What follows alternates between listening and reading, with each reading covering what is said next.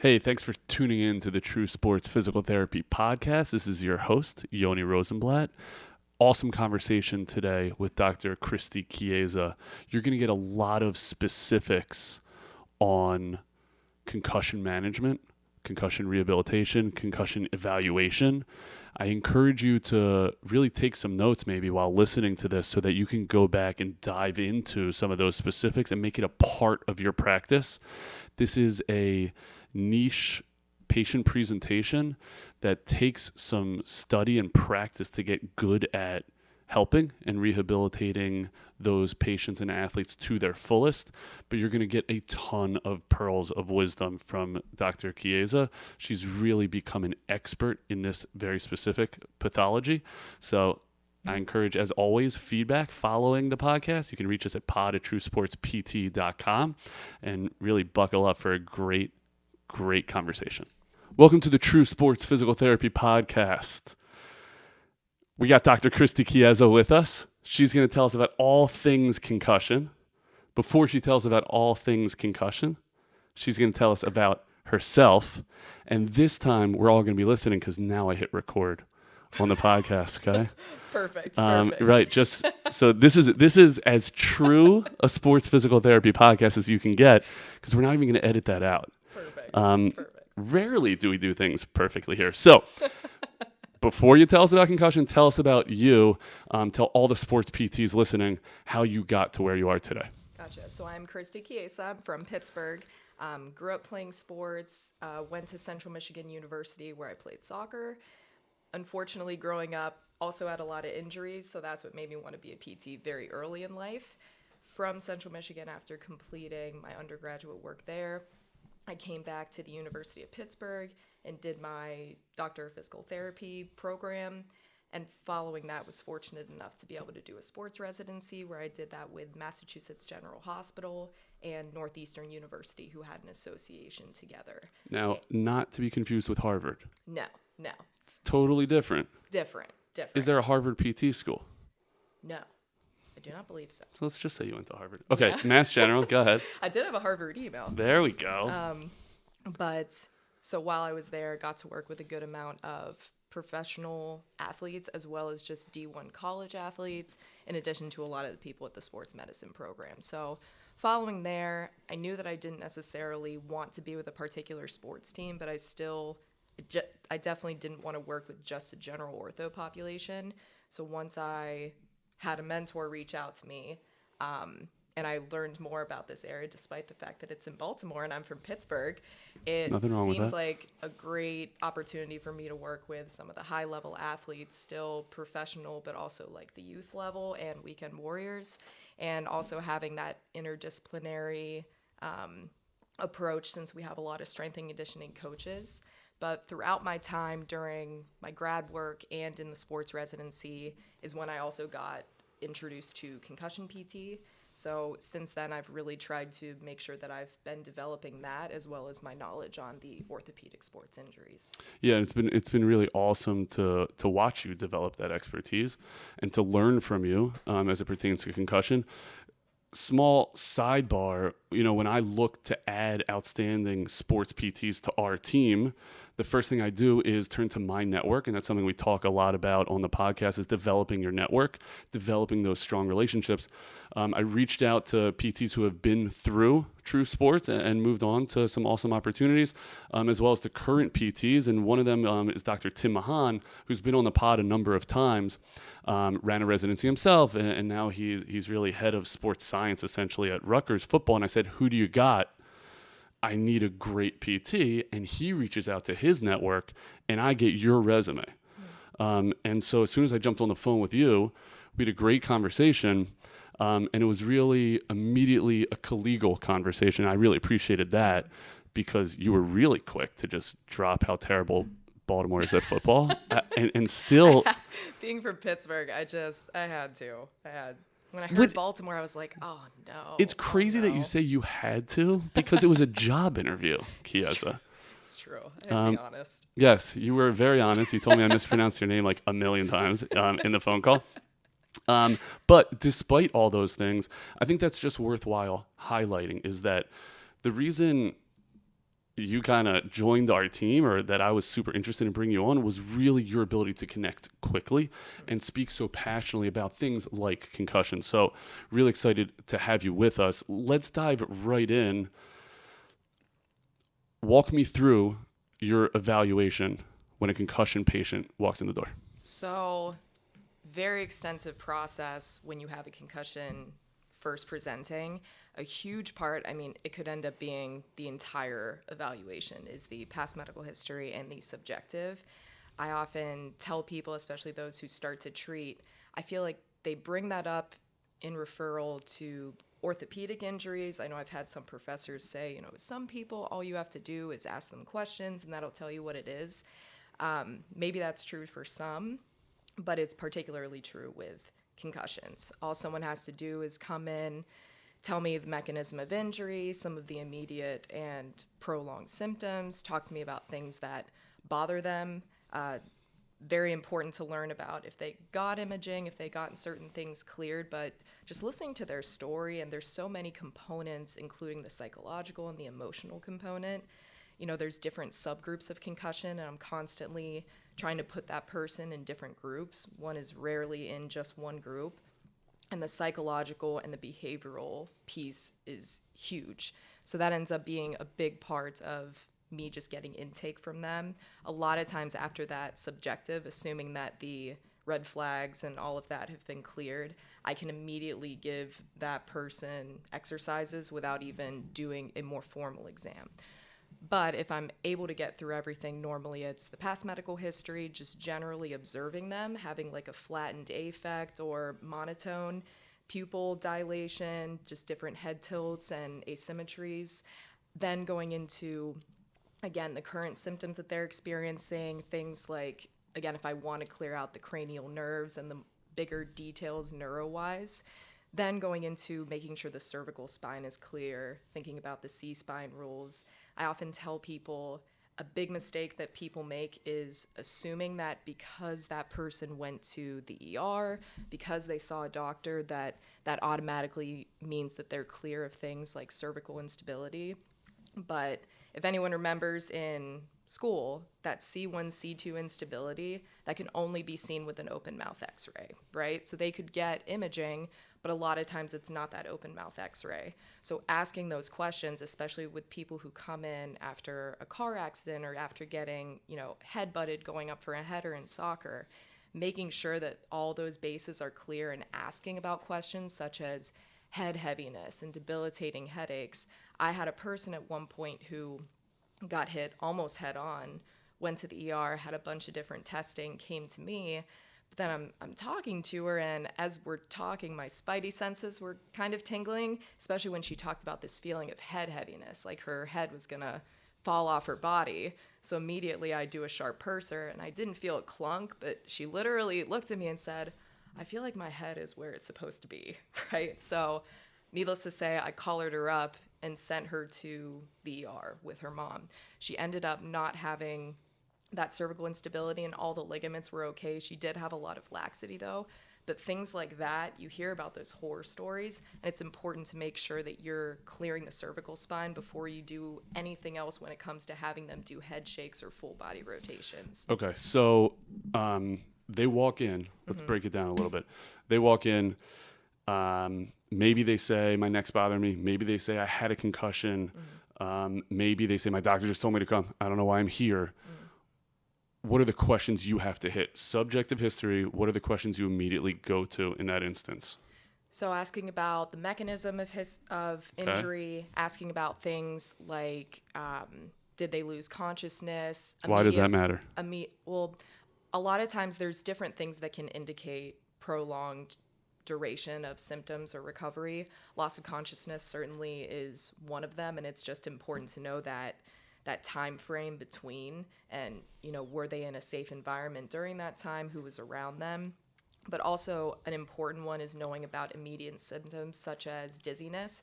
Dizziness, not that loss of consciousness is a good thing, or not that seizures on the field or something more dramatic is a good thing, but immediate dizziness is actually the biggest indicator of a prolonged recovery. So asking about things like that, history of eye issues such as just wearing contact glasses, having a lazy eye. And you're asking that because it gives you somewhat of a baseline. Yes, Okay. yes. And you have an idea, if someone had a history of strabismus or lazy eye, needing their eye patched as a child, odds are that they could be a little more affected in terms of their ocular system after a concussion. Asking things such as a history of anxiety, ADHD, again, that puts them at a greater likelihood of all of those things being heightened after a concussion, because that's essentially what a concussion does. Asking things like history of motion sickness, not just them, with their family. Some of these questions are also relevant, such as migraines, history of migraines, not just them, but also of their family members. Because it just gives you a better color and background as to what it is they might be dealing with. That's really important to highlight, to kind of figure out, where you go. And I relate this back to something I see way more of, knee pathology, and questions to just give you a baseline of a knee pathology of, have you had this before? What are things that have helped? What are things that bother it or are symptomatic? It sounds like you go through the same thing. You're just dealing with the brain. Yeah. And similar to a knee pathology, it's important to know, do you have a history of this before? So a history of concussion could also be a big indicator, particularly asking about, were they rehabbed appropriately? Did they need rehab? And then if they did need rehab, did they actually get back to their baseline? Because a lot of times, I saw a jiu-jitsu, she had been a world champion, and obviously you're getting hit in the head a good amount with the jiu-jitsu and the MMA. And she had a history of 3 different concussions, arguably in the last 6 months to a year. And when she was done with me, she had told me that she kind of felt back to normal, so she thought so, but it was not until after seeing me that she realized, I was not myself the past year, and I didn't even notice it. So it's important to definitely ask those questions when it comes to history of concussion and how long that they took to recover, because that could very much affect the current treatment. Red flags that you're screening for when they walk in the subjective include what? Definitely talking about just the Canadian cervical spine rules, so midline tenderness. Give me those. Talk to me like I'm a moron. What does that mean? So you talk about midline tenderness, inability to rotate their head more than 45 degrees in each direction. I talk about the feelings of head heaviness. That one's sort of off to the side, but talking about that cervical instability of that C1, C2, that ligament. Also talking about the mechanism of injury. Was it a traumatic? Was it a fall of a certain height? Different things like that. Was it more of a fall just standing up, or was it falling off a ladder? Because all of that puts them at a greater likelihood of needing imaging. Okay, and that's one of the things you're screening for. Yes. Do I need to get this athlete some imaging? Okay. Definitely. Okay, any other red flags when they come in, you're saying, let's go to an ER? Definitely looking at, and I guess some of this may be in the exam, looking at their pupil symmetry if I'm going a little more in the cranial nerves, and they talk about different senses when it comes to eyesight, having a really debilitating headache that doesn't change with anything, different things like that, bilateral numbness and tingling. I mean, you'd be surprised what some of these people can come in with. And again, the spidey senses are tingling. It's when in doubt, you need to make sure, especially with that numbness, especially with the bilateral symptoms, feelings of head heaviness. You're referring out right away? Yeah. Okay. Probably. You're driving them to the ER? You're calling your buddy who's a doctor? I'm collaring them up, and if they have someone with them, depending on the situation, I may have that person, if there's a close hospital, drive them. But fortunately, I haven't had to do this, but technically the protocol is collar them up and call the, emergency people to get there and pick them up. Okay, outstanding. I love kind of just crossing that off. There's so many different types of physical therapists that are listening to this pod. So just giving a baseline of when do you push the panic button? What I have found is that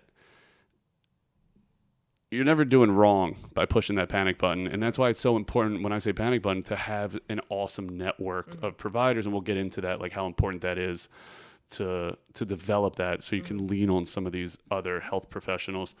You get through that subjective. Anything else you want to cover in your subjective as you're talking to this athlete? Big things are going to the behavioral and the psychological, like asking about things. How are you feeling? Have you felt it? Don't think that you are making that person worse or more depressed by asking them if they feel depressed or sad or anxious. A lot of times they want to talk about it and haven't. Asking about their support at home, asking about things like, are they avoiding busy environments? Are they avoiding quick head movements? Are they driving? Are they doing things that allow them to be with people, or are they doing things that are isolating themselves and probably making them more anxious and a little more depressed? So it's important, like those behavioral components, like I said, even if I didn't give them a VOR exercise, even if I didn't give them something to address convergence if they had issues, I could just end up giving that person behavioral references. I could give them behavioral things to work on to just allow them to slowly reincorporate themselves into daily life. Because you got to treat the entire athlete. Yes. So I think that's a great point. A recent concussion case that you and I collaborated on was a heavy part was that behavioral psycho-emotional piece, which I already started seeing clues of before I met the athlete. And so the mom called me about 17 times saying like, hey, this athlete hit her head however long, she's still having symptoms. When do you think she can play? And just immediately down that road. So when I got into talking to the athlete, I already had an idea of what I would see. It did happen to be a big piece of what we were dealing with. I think once I referred that patient over to you, you did an unbelievable job of diving into that. And you're right. In that case, that athlete really did want to talk about that stuff once it was addressed. I think the way I opened that conversation with them, right, or you'll tell me if it was right or wrong, was like, I'm not going to have a filter during this conversation. We need to address some of the things that are not physical in this pathology, in this presentation. And at first, that athlete was taken aback, but it really actually like ingratiated myself to her, I think, and just had her buy into what we can do for her. So I think that's a big piece. So it's awesome that you put that as a part of your evaluation. Now, once you get towards objective testing. So again, looking at the cervical spine first, like we talked about. How do you do it? Again, just in general, making sure that you have things like the ligamentous testing, clearing things like the sharp cursor. Yep. What else? Looking at the transverse ligaments. Love it. Having them do just active range of motion. I make sure that I have them do active before I go and do passive and try to move their neck for them. Otherwise, just palpation, seeing what are the tight muscles. Are they holding their head in a certain way? Do you see increased tone? All of that's very important. And again, I try to do it to where I don't have them constantly going standing to lying down to sitting. So some of the cervical exam may be later too when I'm just doing general mobility stuff. So I try to keep them positionally, even though that's technically the first thing I would do with them upright and sitting. You make a good point though. The way to do that properly is to prepare. And so get organized. You know you're going to have a concussion walking in. Maybe you know that, or maybe you just know that you have a new evaluation. You're not sure what it is. You should have your concussion protocol at least in your head, maybe somewhere in your notebook. I got to get through these tests. Here's when I should do them, especially when it's immediately post-concussion or post-trauma. You want to be as organized and tight as possible so you can get through stuff. So that's a great point. How soon do you want to see them after concussion? Honestly, as quickly as possible, as quickly as they deem appropriate, since I see a lot of post-concussion. Normally it ends up being a couple weeks that someone's been out when they come in to see me. A lot of times if someone's acute, you almost want to see, since a lot of concussions end up resolving within 7 to 10 days, some of the symptoms. And that's not to say someone immediately goes back into that sport, but that's when they can start getting to that higher level activity.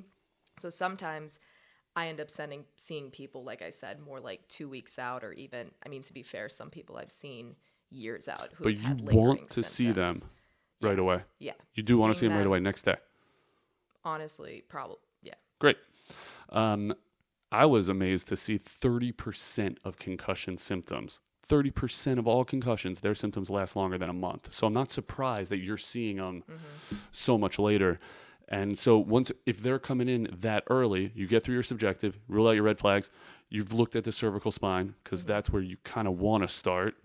Now where do we go? Then looking at the ocular component of it, so resting alignment. And again, this all goes hand in hand with me asking before, Do you have contacts and glasses? Do you have them with you? You would be surprised. I just had a patient, actually have her right now, who her contacts have made some of her headaches worse, so she wasn't even wearing them in the eval. So some of it's going to affect my exam later on, and it may affect too some of her head tilts, resting alignments, and how she's tracking and looking around at the environment. So it's important to know.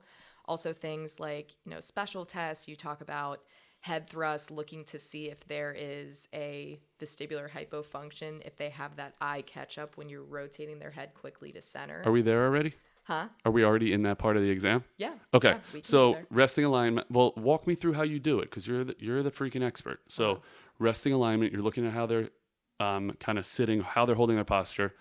Then what are you doing? Then a part of it can be tracking. There's the VOMS, the vestibular ocular motor screening.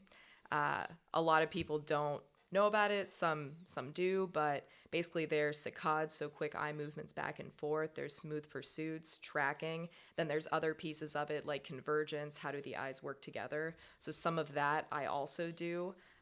So you go to ocular motor. Pretty much right on around that time. But like I said, there's also things like the head thrust. There's the dynamic visual acuity. Well, I'll have some of those like eye charts that they have at different like ophthalmology or optometrists, and I'll have them do head shakes as they try to read to the lowest line possible. And if that ends up being a different line than what they can read at resting, if there's greater than like a 2-line increase, then that means that they can also have some ocular deficits. So again, some of it is according to positionally, not having them go too much up and down, side to side with the positions, but definitely alignments, looking at smooth pursuits, quick eye movements, slow eye movements, adding in the eye chart if I think it's important with the head shakes.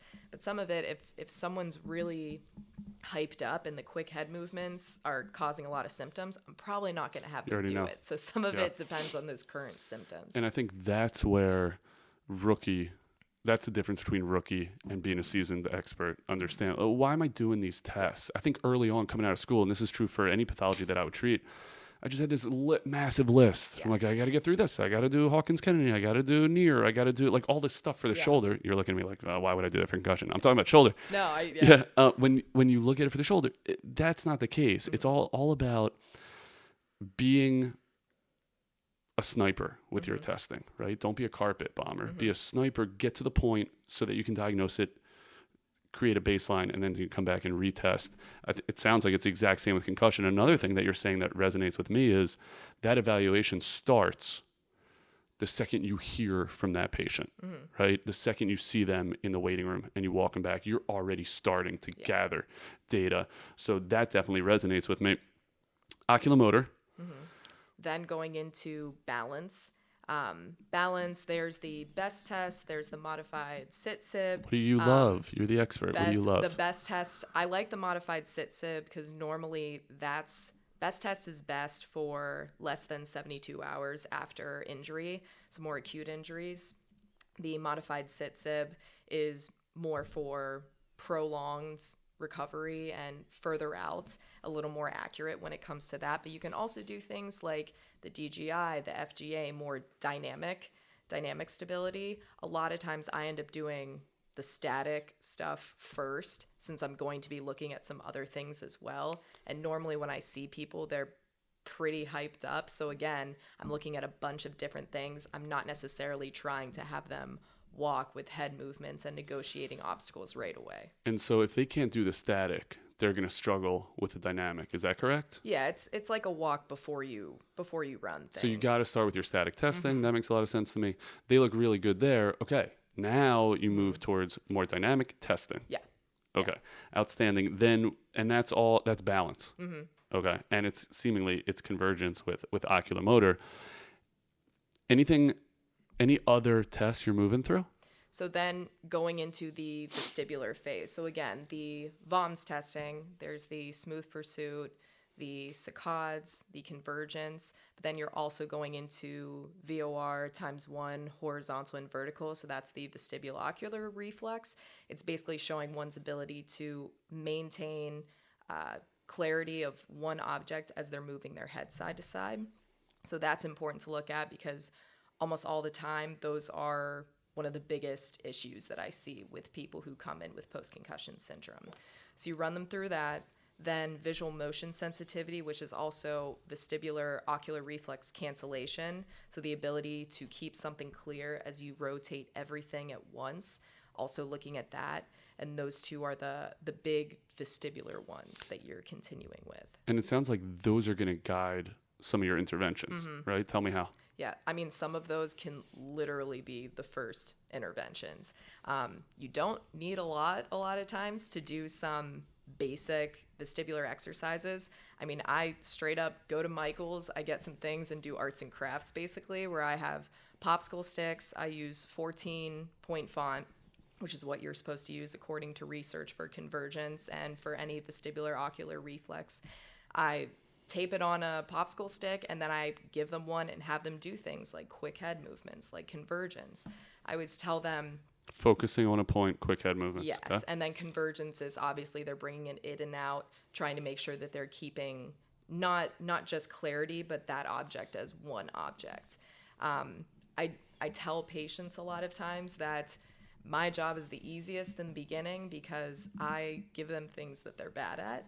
It's just a matter of finding a threshold of symptoms that we use to challenge them, but not kill them and not make them have headaches for the rest of the day or make them so dizzy that they throw up. Nothing dramatic like that, but having them do things that bother them, create some of those symptoms, but then having the knowledge and the idea that if it gets beyond a certain threshold, say like a 6 out of 10 severity of symptoms, having them ease back and then assuming that everything calms down, they go back to baseline, having them go right back into it. I'm smiling because it sounds like you're summing up where our field has gone as a whole. And I think that's changed since I've been out from PT school, both with patellar tendonitis as well as concussion care. Yeah. Like dip your toe into the pool of symptoms and then take yourself back out and you're going to get accustomed to it. Does that make sense? Yeah, absolutely. Absolutely. It's desensitization, essentially. The expose recover method is now more research-based, and I think we're getting out of the old paradigm of thinking where symptoms are bad and, you know, things are getting worse, and that's not the case. It's like to get back to things that you want to be good at and normal things, you have to start doing the things to practice them and things that are make you go back to normal. So you can't just keep adjusting the environment to you and expect to get better. You can't just continue dimming lights and turning down brightness on your phone and expect to suddenly wake up one day and be able to tolerate those things. So that's a big education piece that I give people once I start to give them these interventions, because some of them, you know, I give them the tests for the VOR, I'm looking at them and they're like, oh my gosh, it's terrible. And then essentially I'm telling them, all right,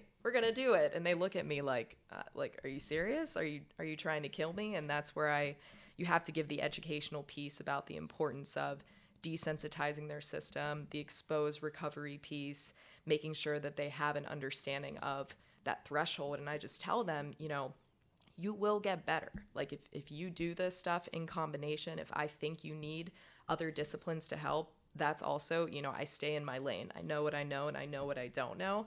But if people do that and truly have those hypersensitivities, they get better if they do it, like guaranteed. So it's good, like you said, to have that patient buy-in, whether it's psychologically, like when you talk to your patient that we shared, but also talking about their physical symptoms that they're experiencing. So coming out, those are all great points. Coming out of that portion of your evaluation, is there anything else you need to hit on day one? You like to hit?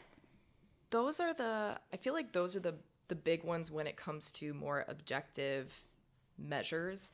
But a big thing is the behavioral changes. So some of that we touch upon when I listen to their subjective, but especially at the end when I ask about things like avoidance behaviors, when I ask how someone feels going into a Costco or a Target. Some of them either tell me that they go in and they feel good for 5 minutes and then they leave because they get symptoms, or some people tell me I hate it, I don't go.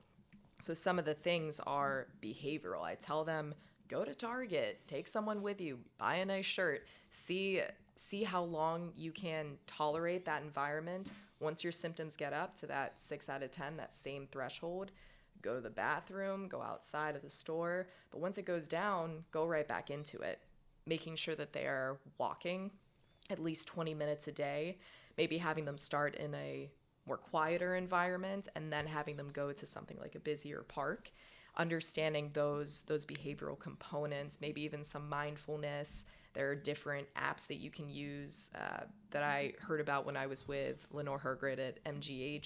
She had some good apps that she gave people that were essentially like phone games that you can do that help with ocular movements and tracking, mindfulness. There are different, like I said, behavioral strategies to use, and sometimes those in and of themselves make a game changer, huge difference. So you're addressing, it sounds like, the emotional component to the best of our training and ability. You're addressing behavioral. You're addressing the physical with some of that oculomotor stuff. Anything else? And as well as with tolerance, right? Activity tolerance training. So touch on that, because I think that's a piece that we haven't necessarily hit. Are you diving into heart rate measuring, or how do you coach them on their exercise and physical tolerance? Normally, when it comes to formal exertion testing, I normally don't do that the first appointment unless that's something that's specified and someone has had other components looked at. That because of the type of testing that I go through, it normally ends up taking a whole session. So I wait a little and just have them focus on the smaller but important details. But when it comes to activity intolerance, I keep it all like that 6 out of 10, that 6, 7 out of 10, whether it's effort, whether it's symptom level, that's kind of money. And I may adjust that based on the individual, because you have some people who maybe aren't willing to accept their symptoms as well and try to push through. And for them, I may say a lower threshold. For people who are a little more fragile with their symptoms, I may say like 7 out of 10 is okay. But the walking, biking, things like that, all of the exertion components, maybe things like running probably aren't good right away because you have that head up and down movement. But I mean, them getting their heart rate up, that physical activity is a huge contributor to concussion recovery. Yeah. I mean, it sounds like you're really trying to meet that patient where they are and get a feel for the way they translate pain levels, the symptoms, things like that. A wise orthopedist once said to me, he'll look at a knee, come back in to see him, and he'll see the way that patient is walking. If they are super ginger coming out of a surgery and too protective, he throws them up on the table, slaps the brace off, and really is aggressive with it to show that patient, hey, you can move. Versus he has someone come in, there's no brace, they're supposed to be non-weight bearing, they're kind of just sauntering in. He'll treat that thing like it's made out of glass. Yeah. It sounds like you're doing something very similar, just to relate to that patient and have feel for the way they are. Yeah, and thinking about the opposite end of the spectrum as well, I know I didn't touch upon this, sleep hygiene and health there.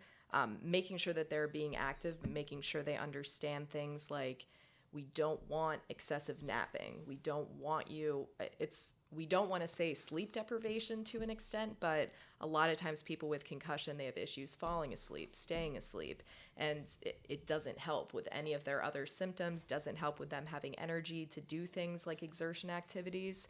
So having them understand how to return to their normal sleep hygiene. I just keep telling people, if you want to get back to your normal self, you have to start doing things that your normal self did. Get back on schedule. Yeah. And things like, even if it does feel like sleep deprivation at the time, even if they really want to nap and they're exhausted the rest of the day because they don't allow themselves to have one, odds are it's going to be easy falling asleep that night, and that'll help to reset their system a little more. So it's important to know things like when to push themselves, but it's also important to educate them on how to rest. Yeah. And to not just rest whenever they want, and to not always just listen to their symptoms and nap throughout the day, but to understands the importance of sleep hygiene and returning to their normal sleeping pattern. There's so much that goes into this injury, right? So boil it down. Coming out of that evaluation, what are the 3 most important things you're trying to get across to this patient? Basically, that the education that concussions, there's no structural damage. Nothing is showing up on imaging. There's nothing wrong going on in your brain. Your brain is just, I just say, freaking out, right? There's just a lot of things. A poke becomes a punch. It's working harder and not as much is being done. So they need to understand first and foremost that symptoms are not a bad thing. Nothing bad is happening, but it has to be kept within a threshold. That's great. I don't think that's stressed enough. Okay, so that's one thing you're relating in terms of your education. Yes. In terms of home exercises, how many are you giving them? Would be, I think, the second piece that I want to hear from you as you wrap that session up. Yeah. So some of it depends on the deficits that I see. So if I'm having them do tracking and I'm having them do convergence and how they look and the subjective and the numbers are normal, I'm not going to give them ocular things. But a lot of times people can come in and they have convergence deficits where, normally someone should be able to bring it in within 5 centimeters and then maybe it can double. But anything 6 centimeters and beyond, if the object doubles before then, that's not considered within baseline.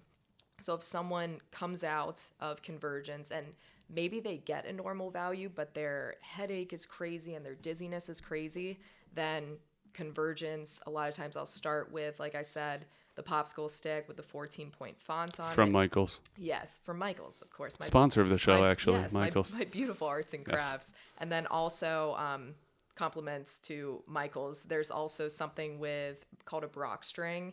It's just, I'll get some yarn and then put beads on it, between 3 and 6 beads, and that helps them to hold it up to their nose, attach it to a different object that's stationary, and try to focus in on each bead, where if they're able to focus in on one bead and make it one, everything else splits. So again, you're working on convergence just at different phases versus with a popsicle stick, it's that whole time coming in and out. That's really smart. So, okay, so that's dealing with the oculomotor stuff. So you're giving them maybe an exercise for oculomotor, maybe a balance exercise. If there's a deficit, you're trying to just, how many exercises do you think you want to give them? 3. 3. And then if that is dealing with the education piece, if that is dealing with their deficits as they presented in session, is there one more piece that you want to hit at the end of the session to wrap up that evaluation? Are you good? Like I said, the education piece, either like maybe 2 or 3 of whether it's the ocular, vestibular, or balance, and then at the end talking about making sure like the sleep hygiene, the walking, again behavioral things, but making sure that those are clear. Normally it's things that I touch on are the normal sleep hygiene and the walking every day. Sounds like sleep's important. Yes. Okay. And then if they have a lot of anxiety, different breathing techniques as well. Okay. When are you seeing them again? How do you wrap that up? In the beginning, I think a lot of people like being seen twice a week, maybe in the first couple weeks, because there can be a good amount of changes in those first weeks, especially if you're talking about cervical components and a lot of neck hypomobility. That might be someone that I want to see more regularly because you want to work on them? Yes. Okay. Yes. Doing hands-on stuff. Yeah, and dry needling can be very helpful with certain headache patterns if they're coming from the neck. So that might be someone that I see for sure twice a week for a couple weeks moving forward. Oh. But a lot of times, because it takes time to desensitize the body, I'll only recommend seeing them once a week unless they have, unless they're opposed to it for most of our sessions.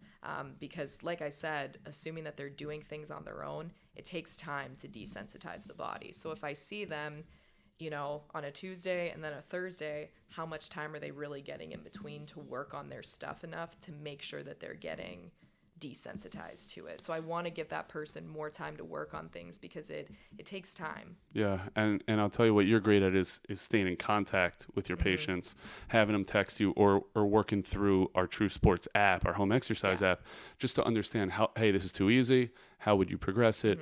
And vice versa, this is killing me. Yeah. How do you scale it?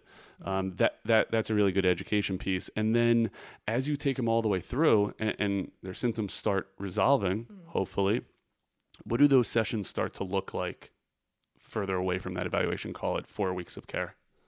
Okay, so let's say that someone has ocular and, ocular issues, like issues focusing on something and tracking something, and then issues with quick head movements. So if those start to resolve, then I start to do them together, and then I start to do them with that person walking more, making things go more dynamic in movements. So having them do the quick head movements back and forth, if they can do that statically, have them do it with forward, backward walking. If they can do it with forward, backward walking, have them do it with, I call them boxer dodges underneath a larger hurdle, boxing and doing the movement up and down as they're tracking something and zooming in on something and moving their head side to side. Have them do planks while moving their head side to side and focusing on an object. You can combine those in a variety of ways. So a lot of times just adding the dynamic components and then adding exertion components and raising their heart rate whenever you're able to. I love this because it's like you're being a strength coach for the brain. And so understanding what the brain has to go through, activity specific, beginning to get into that makes a lot of sense, and is a really great pull on our education as PTs. So use that and be prepared to play with those factors. That makes a lot of sense. That hits home for me. Talk to me about neck strength and how important it is or not important it is. Does it help prevent concussions, and how important is it for rehabbing concussions? Very important. Not that there's different ideas on why. So actually, concussion's one of the few things where being younger is not a good thing. People who are young actually have a greater likelihood of having a longer recovery. Why do you think that is? Some people say it's because of neck strength and different, synapse formations, just general maturity of the brain. But that's also, people look at females and say, why do females get more concussions than men on average? And a lot of times they say the neck strength. So it's hugely important. Sometimes in the beginning, I'll do some of the classic chin tucks, making sure that they have an understanding of how to activate those deep neck flexors and how to make sure they're maintaining appropriate cervical alignment. Because a lot of times you would be surprised at how some people move their necks after having something like a concussion. I would not be surprised. Yeah. Also looking at proprioception, I have a little vestibular maze, and it's kind of goofy, but you have a headband and it has a laser on it, and you have this person go through the maze with the laser. It is so hard and frustrating, and you can tell the difference. Someone who has the cervicogenic dizziness or issues with cervical proprioception, they'll be all over the place, or it'll take 2 hours to go through half of the maze. So having them do things like that, making sure that they have an awareness of that, where their neck is in space. And then also then going into a little more aggressive treatment, banded neck resistance, side bending, making sure they're doing chin tucks with and without resistance in anti-gravity positions as well as standing positions. So it's hugely important. Do we know that stronger necks decrease the incidence of concussions? It definitely seems to be that way. I feel like some people keep saying, oh, well, maybe females get it more than males because of XYZ. But a lot of times I feel like the more and more research is coming out, definitely neck strength has a big influence on decrease in likelihood of concussion. I work with an NFL fullback who, when talking about his workout routine, he said this as if it's totally normal. He has a leg day in the gym, an arm day in the gym, then he has a neck day in the gym, and then I'm like, what? Yeah. He's like, yeah, I got to do all my neck stuff. So, and the guy's never had a concussion, which, it's an N of one, but that is fascinating to kind of think about. You think we should be doing more neck strength if you were talking to strength coaches? Definitely. I mean, that's something that... How do you program that? When is that put in? So I again, because it's kind of goofy to talk about, especially, I had a 12-year-old female soccer player the other day, and she's looking at me like, neck strength? Like, she doesn't even lift at that point, She's like, I'm just going to go and move my neck around a bunch. But I just tell them a couple times a week, 2-3 times a week, giving them a handful of exercise, whether it's banded, whether it's in combination with other exercises like planks, maybe some of the proprioceptive exercises as well, having a good idea of where their neck is in space. I mean, it's huge because especially football player, a soccer player going up for a header, you need so much stability, but then again, not just static stability, dynamic stability and force when you're doing things like heading a ball in midair, having to be aware of where the rest of your body is in space as well. So it's hugely important. I definitely think that 2 to 3 times a week, not a ton of exercises, just some core ones would be hugely helpful. And I don't think they're emphasized or done enough unless it's at the professional or collegiate level. I think even then, I think it gets glossed over, and you're talking to a guy with a really long neck. So I totally get it, and a really weak neck. So I definitely think it's totally worthwhile and definitely glossed over. You've done an awesome job of really trying to include as much information here. You've mentioned and touched on so many different topics that I think people listening to this need to go back, listen, and just do deep dives on these like one-off tests that you maybe mentioned like in passing, or, hey, I got to go through a sharp purser. Well, what is a good sharp purser and how do you do it appropriately? Because I think as we get into the sports world, unless you're specializing in concussion, you forget about this stuff. So I think it's just important to like take a step back and dive into those specifics so you can be ready should that concussion walk in. What are some of the mistakes that you've seen? Maybe you've made them yourself in rehabbing concussions. Maybe you haven't made them yourself. I think you probably haven't. No, never. I never make mistakes. Yeah. Definitely not.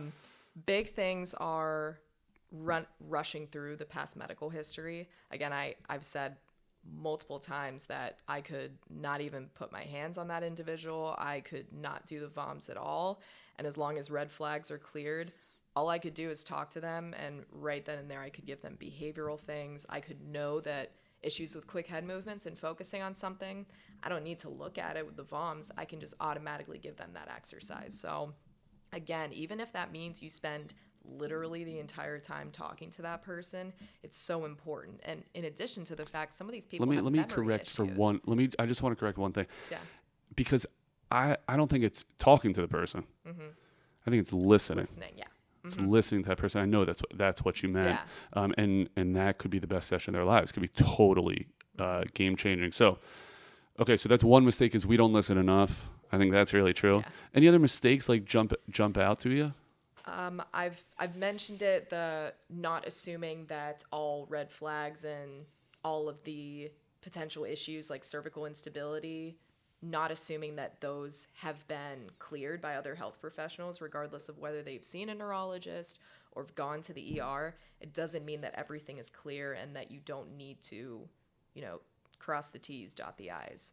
Also, making sure that you have that person understand that symptoms are not bad. They just need to be kept within a certain threshold. Doesn't mean that anything is worsening or that any structural things are happening in the brain. They just need to be handled appropriately. And also recognizing, especially in sports concussions, that different athletes have different demands in their sport when it comes to ocular tracking, quick head movements. A baseball catcher needs to have a lot of visual acuity, heightened visual acuity, and those vision demands, considering he's catching 100+ mile an hour baseballs, than a soccer player. And not that soccer player shouldn't also have very good rehab, but there are some crazy things that I've done with baseball players to make sure that they have that endurance with really, really consistently fast-paced things that they need to track. And you talk about soccer players, you need to make sure, even more so than maybe a baseball player, that you're looking at neck strength and understanding proper technique with things like heading the ball. So you need to make sure that you recognize the different demands that a different athlete has in their sport, because that there could be one movement that makes a big difference if that athlete has to do it repeatedly over their sport. And if you don't find it, then they're always going to have a little bit of a deficit. And a lot of times that's what I saw with some of the people that end up coming to me is they're such high-level athletes. They cleared all the standard objective tests, being able to do this at 180 beats per minute, being able to do this at, 50 beats per minute. There's all of these standard values, but athletes need. They ain't standard. Yeah. They ain't standard. And that's what I think makes a great sports PT, is understanding it. It's funny, when I was preparing for this conversation, I was thinking to myself, how the hell did PTs, how did this become a specialty of ours, right? But as you talk, it makes total sense. Just understanding the demand that a patient needs to go through with a sports PT, it's just that on steroids. Understanding the insane demands that these elite level athletes or athletes in general need to go through, and then pairing our intervention to match that. That makes a lot of sense. What do you think a PT clinic needs in-house to treat a concussion well? Toys, equipment, what do you think we need? Like I said before, some of my baseline concussion exercises, I can go to Michael's and do arts and crafts, popsicle sticks, print out some little squares of paper with 14-point font on them. There are things, if you Google it, called heart charts, where it's basically a sequence of different letters, multiple lines of it, and that can help them to work on tracking. Hearts. And focusing, HART, heart charts. There are big ones and there are small ones. You can just print them off pretty easily. Love it. Put the near one on a popsicle stick, and again, it can be a progression. Once they get good with one letter, have them do it while reading side to side and shaking their head back and forth. This is one of the things that I love hearing, because, putting on the business owner mindset, what do you have to buy? You don't have to buy that much. You don't have to invest so heavily outside of the education, which is now free through the True Sports PT podcast, right? And you can really develop a niche within this practice. So I think that goes both ways. Business owners that are listening to this makes a lot of sense to wrap your arms around. Sports PTs that are dying to create this specialty, turn to your business owners and say, this is easy. It's not a huge investment. Is there one massive investment? Treadmill, you said you love. Okay. There are, so again, I use things, and I use these regularly because I see a good amount of them. The vestibular maze, like the giant maze on the wall, I mean, that would be something you pay for. The headlamp, I think that was like $25 off Amazon. Okay, but I'm not buying an Alter G. No. Is there anything over $100? Besides a treadmill, that would be ideal. Not that I'm aware of. Okay. That's awesome to hear. I'll tell you what you did educate me tremendously on is, aside from equipment, the network. So who do you need to meet that can help these patients? So big thing is neuropsychologists are normally the first people that I would refer to if I think that this person needs just a little more look into the medical side of things. A lot of times they're the ones that look at impact testing. They have a little more knowledge of medications, while also, again, the psychologist part, addressing the behavioral components. Neurologists are also very beneficial, but a lot of times that's more imaging, purely medication standpoint. They don't look as much at the behavioral piece.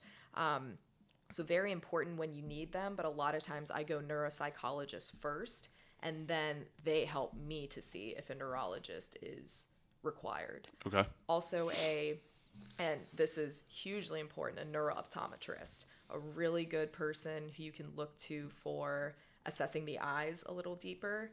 And some of this, I say this as if you can just go and Google neurooptometrist. It's hard to find people who are good at what they do. How do you find them? Or what are you looking for? I'm fortunate enough to have different people that I trust, who I've worked with in the past, that have told me some of the names, at least around here. It's all about the network, right? It's all about the network. So some of it's who you know, who do you trust, who already has a little pre-existing network out here. But sometimes you have neurooptometrists who overtreat, who maybe give that person a little more of a crutch than they need. Some undertreat, or some people just don't see concussions as much. And that's where going to a general optometrist can also get you into trouble. It's not that these people are bad at their job, but just like a PT, just like a doctor, some people just don't see concussions as much. So it takes some shopping around. And I know that this neurooptometrist that I have a relationship with, I went on site and visited him, and he showed me some of the things that... Give him a shout. What's his name? Keith Smithson. Keith Smithson. Hell of a doctor, I heard. Yeah. Okay, Northern Virginia Doctors of Optometry. Okay, and you found him just from your network, and he sees a ton of concussion. Are there Yes. any other medical providers that you want to keep in your back pocket? Names? No. Names of them specific, or Yeah. sorry, psychologists and psychiatrists, like that behavioral management part, huge when it comes to, again, the emotional component, the anxiety, pre-existing depression, all of that, hugely important.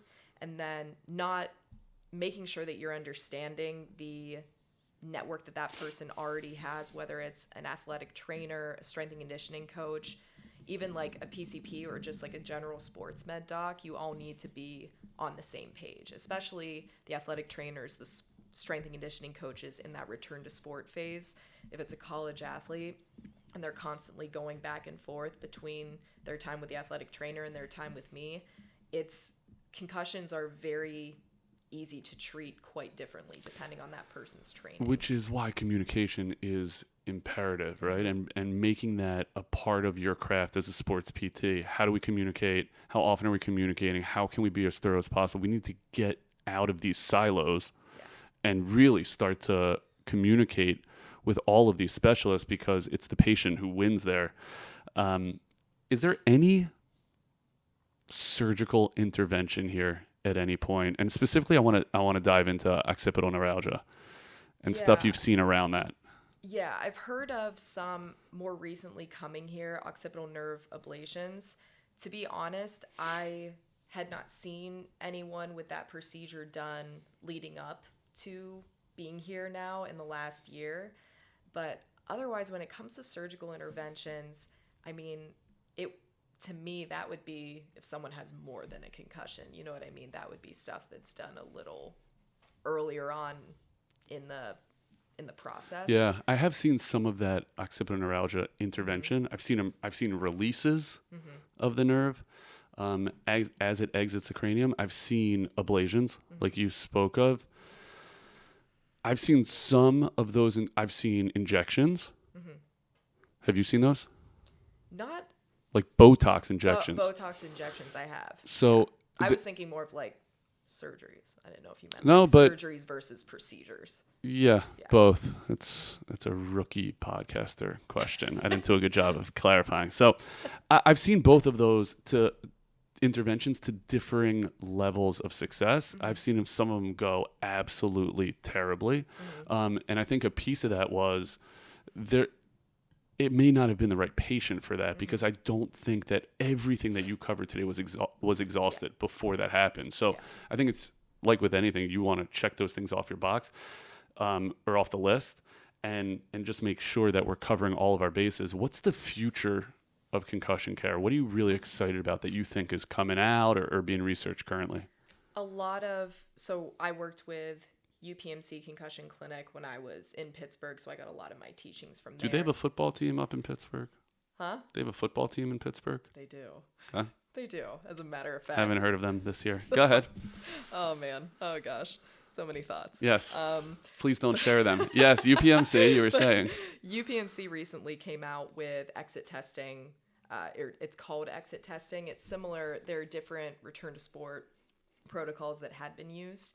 The Buffalo bike testing, Buffalo treadmill testing, basically looking at that threshold of cardio output or exertion that person has before they start to get any symptoms if they have a concussion actively. So the exit testing is a little more sports specific. I had a head injury in the past that was actually treated through UPMC, and it's certainly more thorough than the exertion testing that I had done.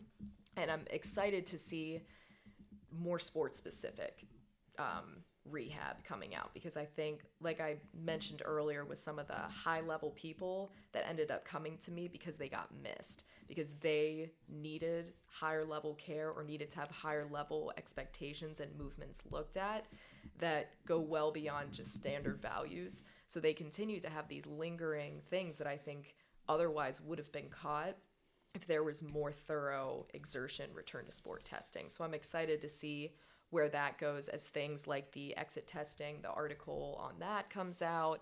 Other things are being developed that can help people for prevention strategies as well, like neck strengthening. There's just a lot more education out there now and different resources, and there's hundreds of pieces of literature being put out each year about concussion. It's reminds me of like ACL rehab in the muscular world, but there's just so much information coming out, and it's overwhelming to an extent to try to keep on top of. But I'm excited to see how that continues to improve the efficiency of getting athletes back to where they want to be, and making sure, I mean, to me, I kind of tell the person, me clearing you back to your sport is basically me saying that I feel comfortable with you getting hit in the head again, right? How do you do that? How do you clear your athletes for sport? I think it's something we haven't covered. So aside from a lot of different sport-specific movements that I have them doing, and modified things that I have them do if they're working in a college setting with their athletic trainer, I run through the exit testing that I had done with UPMC. So the exit testing was developed by them. It has first and foremost a cardio component. Some do continuous cardio, some do more HIIT style cardio. It also has a bunch of rotational squatting components, has components that involve quick step up downs, shuffling while also focusing on a cone, different directional reaction exercises, looking at line drills and sprints towards the end. So again, that's an example of something that I can appreciate the buffalo treadmill or the buffalo bike test, but that's very uniplanar, just looking more at the cardio piece. It doesn't look at the rotation piece. And some of that is where athletes can really get into trouble.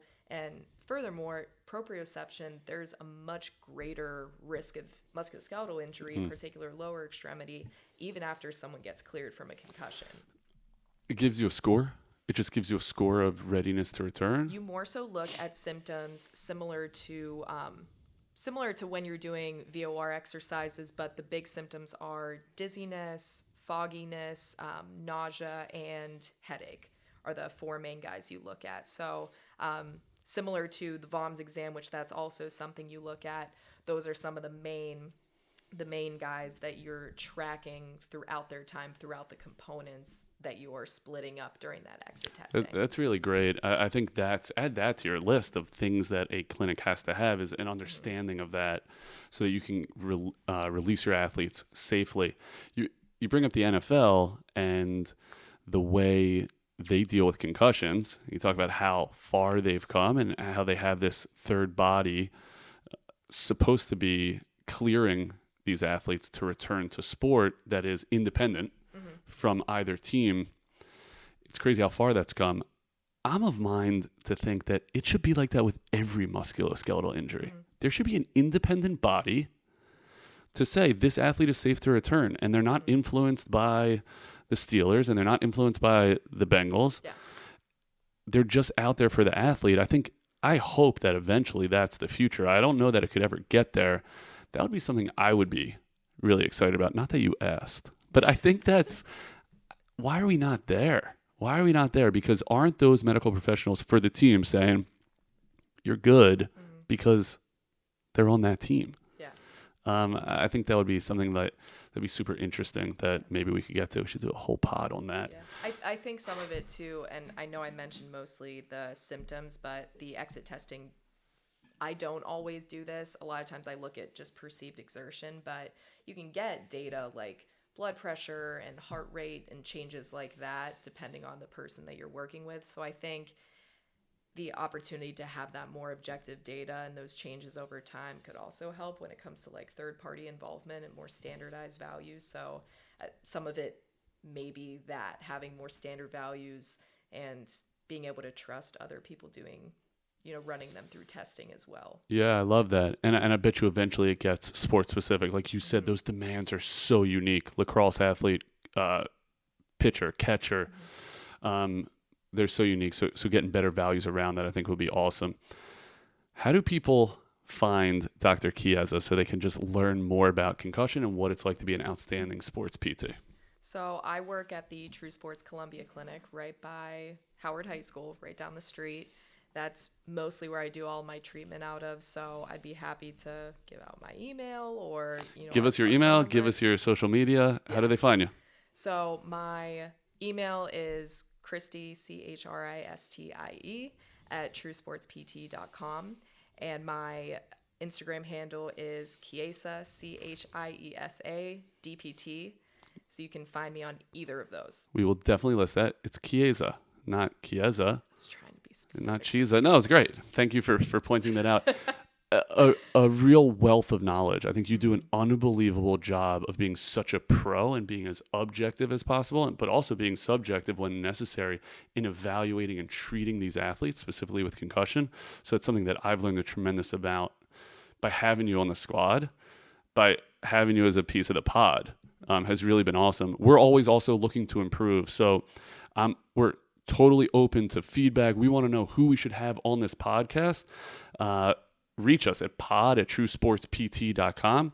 You can always reach me directly, Yoni, Yoni, at truesportspt.com. Chiesa, you've been awesome. Thank you so much for joining the True Sports PT pod. Thank you for having me. No problem.